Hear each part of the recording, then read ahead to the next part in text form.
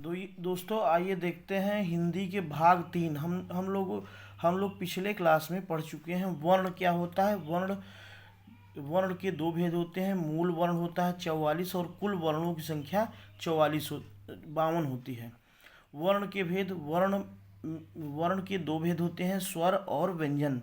स्वर को स्वतंत्र भी कहते हैं। स्वर स्वर में भी 4 मूल स्वर होते हैं, 11 कुल स्वर होते हैं। व्यंजन में भी 33 मूल व्यंजन होते हैं और 41 कुल व्यंजन होते हैं।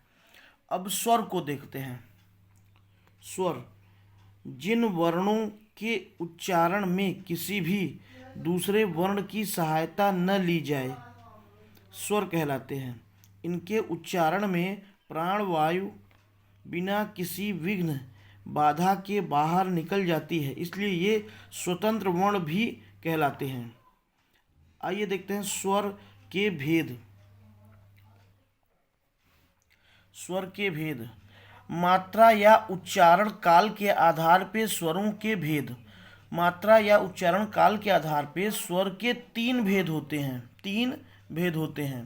पहला है हर्ष स्वर, दूसरा है दीर्घ स्वर, तीसरा है प्लुत स्वर। ओष्ठ की आकृति के आधार पर स्वरों के भेद।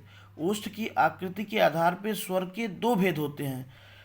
एक है वृत्ताकार या वर्तुल, दूसरा है अर्धवृत्ताकार या अवर्तुल।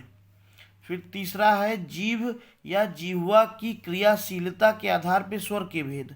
जीभ या जिह्वा की क्रियाशीलता के आधार पर स्वर के 3 भेद होते हैं, अग्रस्वर, मध्य स्वर और पश्च स्वर। मुखाकृति या मुख विवर या मुख खुलने के आधार पर स्वर के भेद। मुख खुलने के आधार पर स्वर के 4 भेद होते हैं, संवृत्त स्वर, अर्धसंवृत्त स्वर, विवृत्त स्वर, अर्धविवृत्त स्वर।